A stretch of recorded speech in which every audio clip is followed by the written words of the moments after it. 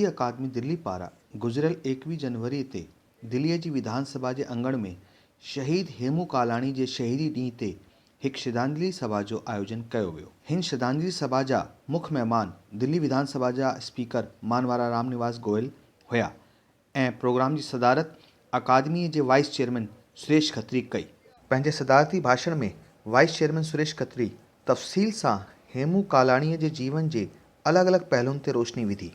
उन्हनि वॾे ई भावनात्मक ढंग सां फांसी वारे प्रसंग जो वर्णन कयो। कार्यक्रम में वक्ता जे रूप में आयल प्रोफेसर रवि प्रकाश टेकचंदानी हेमूअ जे ज़रिए अॼु जे नौजवाननि में प्रेरणा ॾियण जी ॻाल्हि रखी त वीना श्रृंगी हेमूअ जी फैमिली बाबति ॼाण ॾिनी।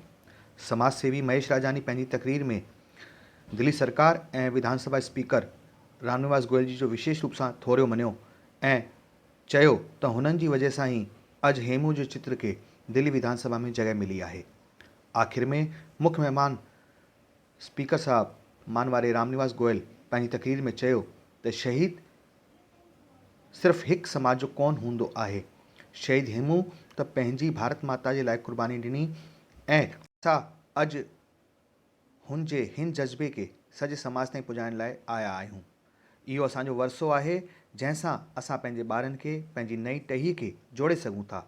हुननि ईंदड़ साल 2023 में शहीद हेमूअ जी 100 साला जयंती खे सुठे नमूने विधानसभा में मल्हाइण जी घोषणा बि कई ऐं सिंधी अकादमी दिल्ली खे हिन बाबति पूरो प्रोग्राम ठाहिण जी ताक़ीद बि कई।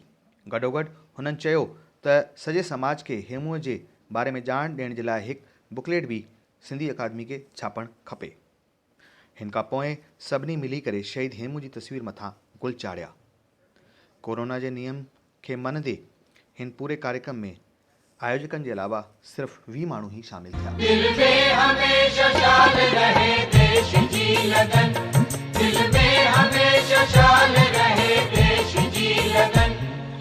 मुहिंजो वतन, मुहिंजो वतन, मुहिंजो वतन, मुहिंजो वतन, मुहिंजो वतन, मुहिंजो वतन।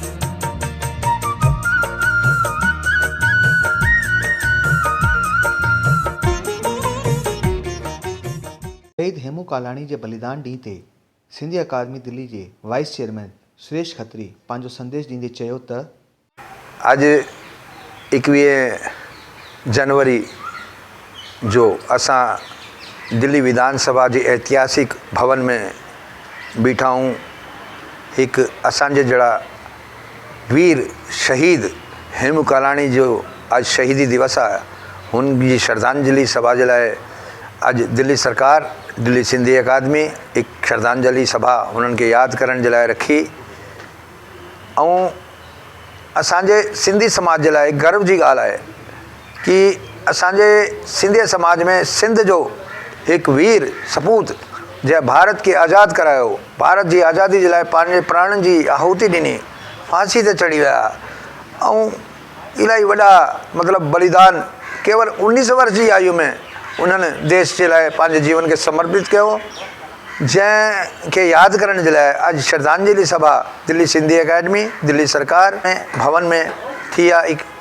असां उन्हनि खे सत नमन कंदा आहियूं। जय हिंद, जय भारत। कार्यक्रम जी सारी कार्रवाई सेक्रेटरी रमेश लाल बखूबी हलाई।